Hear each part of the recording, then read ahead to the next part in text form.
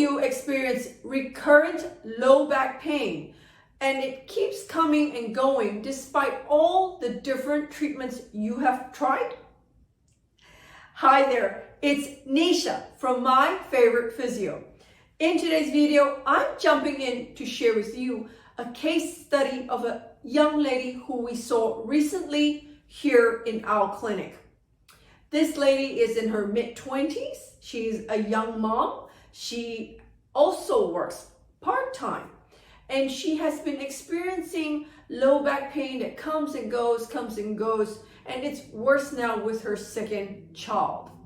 So she thought she really needs to do something about it. She has tried other therapists. She's tried acupuncture, massage, physiotherapy, chiropractor, but it just doesn't seem to go away.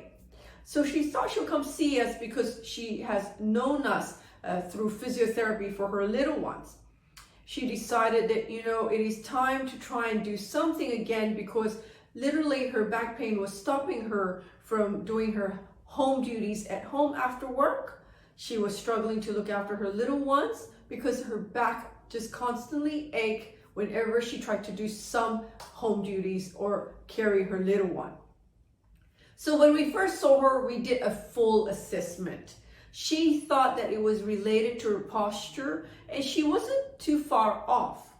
What we found was she actually had incredibly flexible lower back, but a very, very stiff upper back. So in reality, she wasn't able to move her spine from her shoulders to her waist, her thoracic spine. She was very curved forward, and she was doing a lot of movement in her lower back. So she was getting too much movement that was causing her lower back to hurt. But the real problem was up here. She was too hunched forward and her back was quite curved.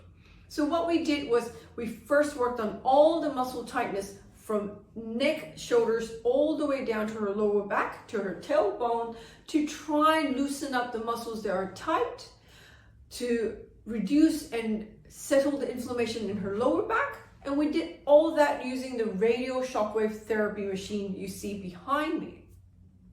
In her first session, we worked through all that, and she immediately got up from the bed feeling like, wow, that feels a lot looser.